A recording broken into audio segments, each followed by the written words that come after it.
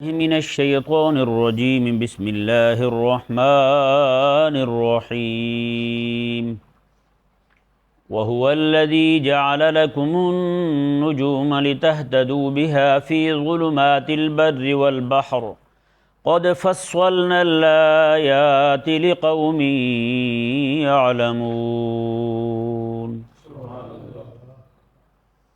اللہ تبارک و تعالی نے اپنے دلائل قدرت کو بیان فرماتے ہوئے پچھلی آیات کریمہ میں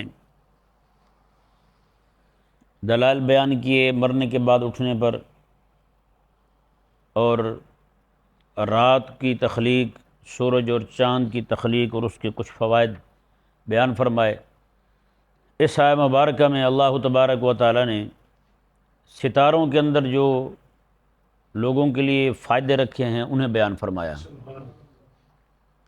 کہ وَهُوَ الَّذِي جَعَلَ لَكُمُ النُّجُومَ، وہی ہے وہ ذات جس نے تمہارے نفع کے لیے تاروں کو بنایا، لِتَهْتَدُوا بِهَا فِي ظُلُمَاتِ الْبَرِّ وَالْبَحْرِ، تاکہ تم رہنمائی پا سکو ان تاروں کے ذریعے خشکی اور سمندری کی تاریکیوں میں، خشکی اور سمندری کی تاریکیوں میں، اندھیروں میں تم ان ستاروں کی مدد سے سفر کر سکو۔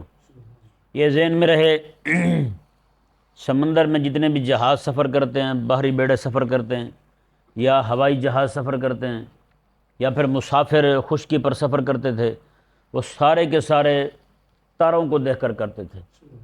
اسی قطب نما جسے کہتے ہیں، آج بھی اسی طرح ہی ہوتا ہے، لیکن آج فرق یہ ہوا ہے کہ یہ لوگ جو ہیں سمندروں میں سفر کرنے والے یا ہوائی جہاز والے، یہ قطب نما کو آلات کے ذریعے دیکھتے ہیں۔ پہلے والے اس طرح منہ اوپر کر کے دیکھتے تھے، ان کا علم زیادہ تھا، ہے ہی نہیں، ان کی مہارت زیادہ تھی، تجربہ زیادہ تھا، وہ کہیں بھی کھڑے ہو کے دیکھ لیتے تھے، ٹھیک ہے نا۔ میں نے خود دیکھا ہے کہ خواتین جو ہیں وہ ایسے ہی جناب وہ دیکھ لیتی تھی نماز کا وقت، ان کو پتہ چل جاتا تھا کس نماز کا وقت کس وقت شروع ہو رہا ہے۔ ایسی بوڑھی خواتین جو ہیں وہ بغیر گھڑی کے ٹائم دیکھتی تھیں، ٹھیک ہے نا۔ آج تو بالکل حال ہی نہیں رہ گیا، سارے گھڑیوں پہ آ گئے ہیں۔ کسی ایسی جگہ پہ ہے بندہ گھڑی بند ہو جائے پھر کیا کرے گا وہ؟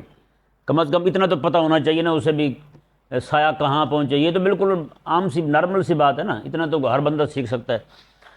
تو وہ پہلے اس طرح خود دیکھتے تھے، ہر بندہ ماہر ہوتا تھا، لیکن آج جو ہے وہ چونکہ آلات آ گئے تو آلات کو دیکھ کر آج ہم باہر کھڑے ہوں نا تو ہم سے یہ تعین نہیں ہو سکے گا کہ قبلہ کس طرف ہے، لیکن پہلے لوگ تاروں کو دیکھ کے قبلے کا تعین کر لیتے تھے۔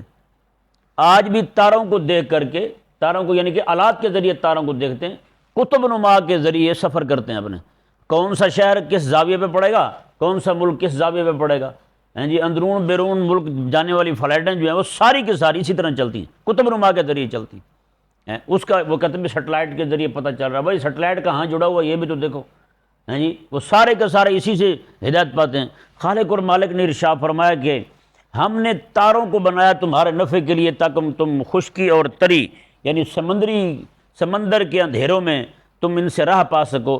قد فصلنا الآیات لقوم یعلمون، ہم یہ علم والوں کے لیے اپنی آیتوں کو تفصیل سے بیان کرتے ہیں۔ یہ تفصیل سے آیتیں جو بیان کر رہے ہیں نا، یہ ہم علم والوں کے لیے بیان کر رہے ہیں۔ یہاں تو اس آیہ مبارکہ کے اندر قطب نما جو ستارہ ہے اس کے متعلق اس کی افادیت بیان فرمائی۔ اگلی پوری آیہ مبارکہ کے اندر اللہ تبارک و تعالی نے ستارہ جو ہے نا ایک طلوع ہوتا ہے، اس ستارے کی وجہ سے وہ 11 مئی کے بعد جا کے طلوع ہوتا ہے، 11 مئی کے بعد جا کے طلوع ہوتا ہے وہ ستارہ۔ اس کے بعد اس کی روشنی کی وجہ سے پھل پکتے ہیں، ان میں مٹھاس آتی ہے، پکتے پہلے بھی رہتے ہیں لیکن مٹھاس جو ہے اس ستارے کی وجہ سے آتی ہے، جی۔ تو اللہ تبارک و تعالیٰ نے ارشاد، یہ اللہ تعالیٰ کے حکم کے تحت ہے، وہ ان کی خود ذاتی تاثیر نہیں ہے، مؤثر حقیقی رب تبارک و تعالیٰ ہے، جی۔ اللہ تبارک و تعالیٰ نے ارشاد فرمایا وَهُوَ الَّذِي أَنزَلَ مِنَ السَّمَاءِ مَاءً، میں کہ وہی ہے وہ ذات جس نے آسمان سے تمہارے لیے پانی برسایا۔ اللہ اکبر کبیرہ۔ اگر بندہ اسی بات میں صرف غور کرے نا کہ مالک عز و جل نے جو آسمان سے مطلب ہمارے اوپر سے پانی برسایا، بارش برسائی ہے، یہ صرف اتنا نہیں ہے کہ یہ پانی آ گیا تو یہ قدرت کا اظہار ہو گیا، نہ۔ جس طرح یہ پانی آتا ہے بارش کا، کروڑوں ٹن پانی برستا ہے بارش کا، ہے یا نہیں؟ اگر یہی پانی آبشار کی طرح آئے تو بتائیں کچھ بچے گا کسی کا؟ نہ کسی غریب کی جھونپڑی بچے، نہ کسی امیر کا بنگلہ بچے، کچھ بھی نہیں بچے گا، ہر چیز اکھڑ کے وہ پڑ جائے گی، کچھ بھی نہیں بچے گا کہیں پہ بھی ہیں۔ آج بارش اتنی زور سے آتی ہے، باہر بچے بھی برداشت کر رہے ہیں، اسے نہا رہے ہوتے ہیں، خوش ہو رہے ہوتے ہیں، ہاں جی، بوڑھے کمزور جو ہیں وہ بھی بارش میں گھوم رہے ہوتے ہیں۔ یہ اللہ تبارک و تعالیٰ کی الگ سے ایک نعمت ہے، اتنا بڑا فضل کیا رب تبارک و تعالیٰ نے کہ بارش ایک ہی جگہ اگر پڑتی تو محلات بھی گر جاتے، سڑکوں پہ پڑتی تو کھڈے پڑ جاتے، کہیں سفر کرنے جوگا نہ رہتا بندہ، کہیں آنا جانا بالکل موقوف ہو جاتا، جی بارش آ رہی ہے فلاں علاقے میں ہیں۔ اللہ اکبر، کتنا بڑا احسان ہے مالک عز و جل کا کہ وہ جناب بارش بھی دیتا ہے تو ایسے دیتا ہے ہیں۔ یعنی کہ بارش ایک انعام یہ ہے، اور پھر اس کا طرز یعنی کہ امطار دیکھیں، اس کا طرز نزول دیکھیں آپ ہیں، اس کے نازل ہونے کا طریقہ دیکھیں۔ اللہ تبارک و تعالیٰ نے ایسا فضل فرمایا، کرم فرمایا، آج اتنے عرصے سے بارش برس رہی ہے، کسی کو کوئی تکلیف نہیں ہوئی، ہے یا نہیں ایسا؟ اللہ اکبر۔ اللہ تبارک و تعالیٰ نے ارشاد فرمایا فَأَخْرَجْنَا بِهِ نَبَاتَ كُلِّ شَيْءٍ، میں پھر ہم نے ہر شے، ہر طرح کا سبزہ اسی بارش کے ذریعے اگایا، پانی کے ذریعے اگایا۔ فَأَخْرَجْنَا مِنْهُ خَضِرًا، پھر ہم نے اس سے یعنی کہ پودے نکالے، پھر اس پہ ہم نے سبزہ لگا دیا۔ نُخْرِجُ مِنْهُ حَبًّا مُتَرَاكِبًا، ایک دوسرے کے اوپر چڑھے ہوئے ہم نے پھر دانے نکالے۔ سورج مکھی تو دیکھتے ہیں نا جی، ایک دانہ ہوتا ہے، اس میں سے کتنا سارا اتنا بڑا پھول نکلتا ہے، اس میں کتنے بے بہا دانے ہوتے ہیں۔ گندم کو دیکھ لیں آپ، مکئی کے سٹے کو دیکھ لیں، چھلی جسے کہتے ہیں، اسے دیکھ لیں کیسے تہ در تہ سارے دانے جڑے ہوتے ہیں۔ یہ اللہ تبارک و تعالیٰ کا فضل ہے۔ اللہ تبارک و تعالیٰ نے ارشاد فرمایا کہ وَمِنَ النَّخْلِ مِن طَلْعِهَا قِنْوَانٌ دَانِیَةٌ، اور ذرا کھجوروں کو بھی دیکھو، من طلعها، ان کے طلوع ہونے کا وقت دیکھو، یعنی ان کے اگنے کا وقت دیکھو، کیسے بورا نکلتا ہے وہاں پہ ہیں، کھجوروں پر بورا ہوتا ہے جی، پھول نکلتے ہیں، بورا ہوتا ہے ان کا۔ فرمایا رب تبارک و تعالیٰ نے قنوان دانیہ، فرمایا کہ وہ دانے تہ در تہ لگے ہوتے ہیں اور زمین کی طرف جھکے ہوتے ہیں۔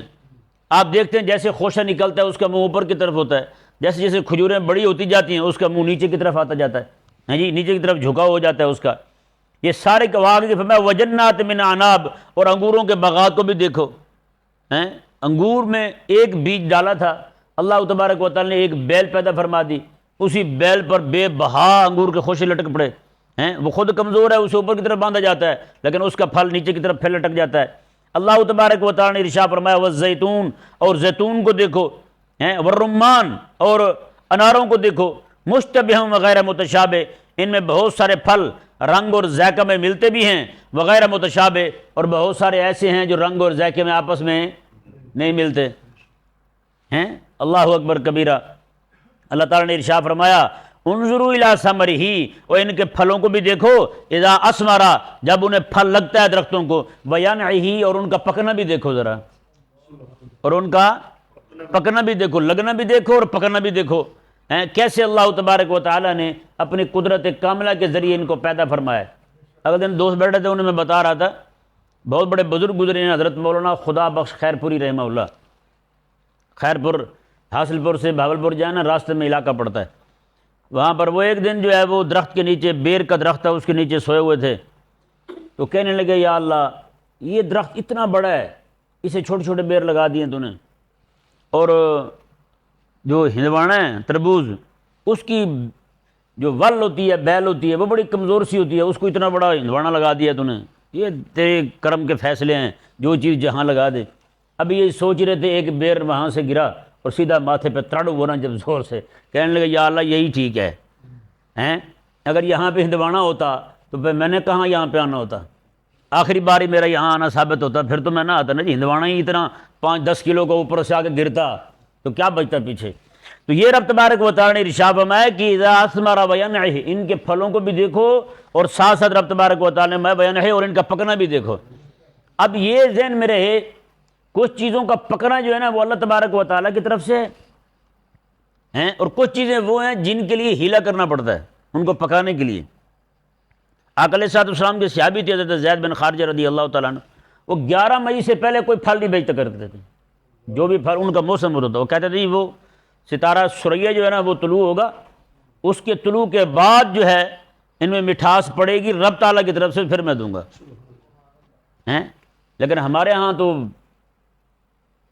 سارا کچھ پہلے باہر آ جاتا ہے، کچے کچے توڑ لیے جاتے ہیں، یہ بھی ایک آفت سے بچنے کے لیے ایک طریقہ ہے کہ کیونکہ آم وغیرہ کو دیکھ لیں آپ اوپر کھڑے رہیں تو موسم جب آم لگنے کا موسم ہوتا ہے تو وہی آندھیوں کا موسم بھی ہوتا ہے جی، پھر وہ برف کے اولے بھی پڑتے ہیں اس پر، اس کی وجہ سے آم جو ہے نا وہ زخمی بھی ہو جاتے ہیں۔ اگر ایسی صورت کا ہو جائے آم، کچا آم ہو کہ وہ جناب گھر میں لا کر کے گرمی میں رکھا جائے، پک جائے، یہ مسالہ وغیرہ لگا دی جائے، پک جائے، تو پھر اس کو پہلے توڑنا جائز ہے، کوئی مسئلہ نہیں ہے۔ ہاں ایسا کچا ہو جو مربع ڈالنے کے، اچار ڈالنے کے کام ہی نہ آئے، اس کو اکھیڑ کے بیچ دینا، یہ بیچنا جائز ہے نہیں ہے۔ تو جیسے مثال کے طور پر انجیر ہے، انجیر ایسے نہیں پکتا۔ انجیر کے آپ نے دیکھا ہوگا یہ واحد پھل ہے انجیر کا جس کے اندر رسی بندھی ہوتی ہے یہ نہیں، اس کے اندر رسی ڈالی جاتی ہے، اس کے بعد اس کا پکنے کا عمل شروع ہوتا ہے جی۔ یہ سارے عرب کے لوگ اسی طرح کرتے تھے اور آج تک یہ نظام اسی طرح چلتا آ رہا ہے جی۔ اس کے علاوہ باقی چیزیں جو ہے نا ان میں ایسا کوئی معاملہ نہیں ہوتا سوائے انجیر کے، اس کے پکنے کا عمل ہی یہی ہے۔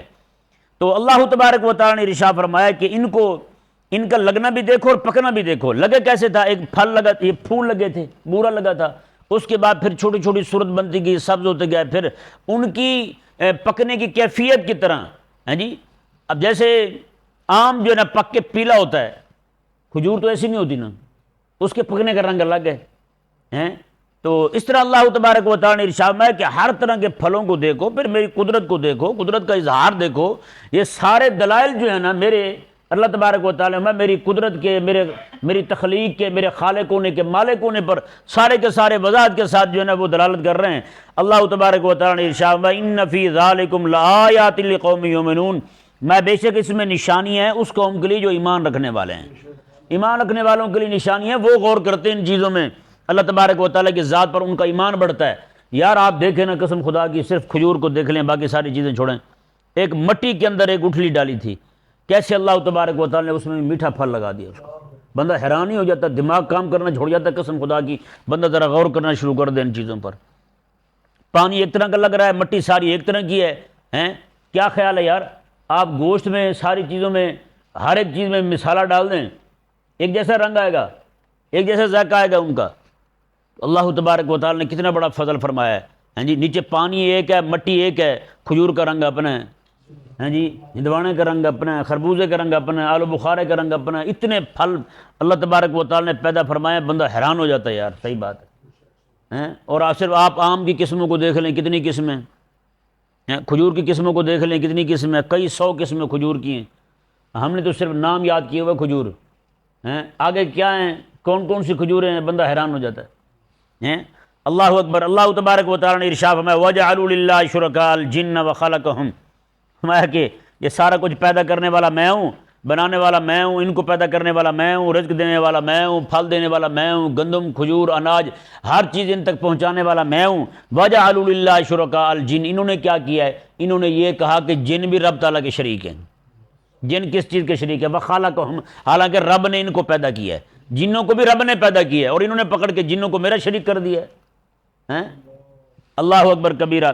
رب تبارک و تعالی نے ارشاد میں وَخَرَقُوا لَهُ بَنِينَ وَبَنَاتٍ بِغَيْرِ عِلْمٍ، اور ان جاہلوں نے بغیر کسی علم کے اللہ تعالیٰ کے لیے بیٹے اور بیٹیاں ثابت کر دی ہیں، نعوذ باللہ من ذالک۔ اللہ تعالیٰ نے ارشاد فرمایا سبحانہ وتعالی عما یصفون، میں جو یہ باتیں اللہ تعالیٰ کے لیے کرتے پھرتے ہیں، اللہ تبارک و تعالیٰ ان سب باتوں سے پاک بھی ہے اور بلند بھی ہے۔ یہ باتیں اللہ تبارک و تعالیٰ کے لیے نہیں ہیں۔ بدیع السماوات والارض، ہاں چلو پڑھ دیں گے۔ وَجَعَلُوا لِلَّهِ، ہاں بدیع السماوات والارض، میں اللہ تبارک و تعالیٰ نے زمینوں کو اور آسمانوں کو بغیر نمونے کے پیدا فرمایا ہے۔ زمینوں کو اور آسمانوں کو بغیر نمونے کے پیدا فرمایا۔ بتائیں یا زمین آسمان کے پیدا ہونے سے پہلے ایسی کوئی عمارت کہیں تھی؟ نہیں تھی نا، تو پھر بدیع اسے کہتے ہیں۔ اللہ تبارک و تعالیٰ نے بغیر نمونے کے زمین اور آسمانوں کو پیدا کیا۔ اللہ تعالیٰ نے انا یکون لہ ولد، اس کا بیٹا کیسے ہو سکتا ہے؟ ولم تکن لہ صاحبہ، حالانکہ اس کی تو بیوی نہیں ہے، کیونکہ یہ ایک عرفی معاملہ ہے نا، میاں بیوی ہوں گے، ان کا باہمی تعلق قائم ہوگا تو اولاد ہوگی، ٹھیک ہے نا۔ اللہ تبارک و تعالیٰ نے ارشاد فرمایا ان جاہلوں کو دیکھو، یہ اللہ تعالیٰ کے لیے بیٹے ثابت کرتے پھرتے ہیں، حالانکہ اس کی تو بیوی نہیں ہے۔ وہ خالق کل شے، ہر شے کو اسی نے پیدا فرمایا، ہر شے کو اسی نے پیدا فرمایا۔ وَهُوَ بِكُلِّ شَيْءٍ عَلِيمٌ، وہی ہے ہر چیز کو جاننے والا۔ میں ذالکم اللہ ربکم، میں کہ یہ ہے تمہارا رب، یہ ہے تمہارا رب، لا الہ الا ہو، اس کے علاوہ کوئی الہ نہیں ہے۔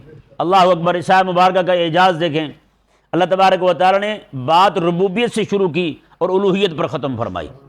ذالکم اللہ ربکم، یہ ہے تمہارا رب، لا الہ الا ہو، اس کے علاوہ کوئی الہ نہیں ہے، خالق کل شیء فاعبدوہ، ہر شے کو پیدا کرنے والا وہی ہے، تو لہذا تم عبادت بھی اسی کی کرو، عبادت بھی اسی کی کرو۔ وَهُوَ عَلَىٰ كُلِّ شَيْءٍ وَكِيلٌ، اور وہ ہر شے پر وکیل ہے۔ اللہ اکبر۔ یہ آیت مبارکہ کے پیچھے رہ گئی تھی، یہاں پہ دلیل نفسی بیان کی جا رہی ہے۔ فرمایا کہ وَهُوَ الَّذِي أَنشَأَكُم مِّن نَّفْسٍ وَاحِدَةٍ فَمُسْتَقَرٌّ وَمُسْتَوْدَعٌ، میں وہی ہے وہ ذات جس نے تمہیں ایک جان سے پیدا کیا۔ یہ ذہن میں رہے، تمام سماوی ادیان، سماوی مذاہب جو ہیں آسمان سے نازل ہونے والے، جو اللہ تبارک و تعالی نے نازل فرمائے ہیں، وہ سارے کے سارے اس بات پر متفق ہیں کہ انسانوں میں سب سے پہلے انسان حضرت آدم علیہ السلام ہے، اور انہی سے سارے آگے پیدا ہوئے ہیں۔ ڈاروینی نظریہ رکھنے والے، ڈارون کی جو نسل ہے، وہ دلیل یہ کہتے ہیں کہ یہ انسان جو ہے یہ باندر کی ترقی یافتہ شکل ہے، انسان باندر سے ترقی کرتا کرتا انسان بن گیا ہے، تو یہ اس کی اصل جو ہے نا وہ باندر ہے، نعوذ باللہ من ذالک۔ یہ انتہائی احمقانہ اور کافرانہ نظریہ ہے، انتہائی گستاخانہ عقیدہ ہے۔ اس عقیدے کو ماننے کی وجہ سے لاکھوں کروڑوں لوگ کافر ہو گئے ہیں، کیونکہ ان ذلیلوں نے یہ عقیدہ مان کر اللہ تبارک و تعالیٰ کے پاک انبیاء علیہ السلام جو ہیں انہیں بھی یہی سمجھا۔ تو اب بتائیں وہ کہاں مسلمان رہے؟ جی کہاں مسلمان رہے؟ آج مسلمانوں کی بیٹیاں بیٹے سارے یہی تھیوری پڑھ رہے ہیں ڈارون کی، نعوذ باللہ من ذالک۔ تو اللہ تبارک و تعالیٰ نے ارشاد فرمایا کہ وہی ہے وہ ذات جس نے تمہیں ایک جان سے پیدا کیا، وہ آدم علیہ السلام ہے۔ فمستقر و مستودع، تمہارے لیے ٹھہرنے کی جگہ بنائی، عارضی بھی اور دائمی بھی۔ یہ ذہن میں رہے، کچھ جگہ جو ہے نا ٹھہرنے کی جگہ باپ کی صلب ہے، پشت ہے باپ کی، اور پھر اس کے بعد ٹھہرنا جو ہے وہ ماں کا پیٹ ہے جی، اس کے بعد پھر یہ دنیا ہے، دنیا میں آ گیا، یہاں رہا، ایک ٹھہرنے کی جگہ یہ ہے، اس کے بعد پھر ٹھہرنے کی جگہ اس کی قبر ہے جی، یہاں سے نکلے گا پھر میدان معاشر میں جائے گا، 50,000 سال کا دن وہ ہے جی، وہ ٹھہرنے کی جگہ ہے۔ اس کے بعد جو ہے اللہ تبارک و تعالی نے دائمی ٹھہرنے کی جگہ جو اہل ایمان کے لیے بنائی ہے وہ جنت ہے، اور جو اہل کفر کے لیے بنائی ہے وہ جہنم ہے۔ سمجھ آ گیا نا مسئلہ؟ وہ جو ہے نا وہ جگہ ہمیشہ رہنے کی ہے، مومنوں کی جنت ہے اور کافروں کی جہنم ہے۔ اللہ تبارک و تعالی نے ارشاد فرمایا وہی ہے وہ ذات جس نے تمہیں ایک جان سے پیدا کیا، پھر تمہارے لیے ٹھہرنے کی جگہ بنائی، مستقر بھی بنایا، مستودع بھی بنایا۔ قد فصلنا الآیات لقوم یفقہون، میں کہ ہم یہ آیتیں تفصیل سے بیان کرتے ہیں اس قوم کے لیے جو سمجھ رکھنے والے ہیں۔ اللہ تبارک و تعالی سمجھنے کی توفیق عطا فرمائے۔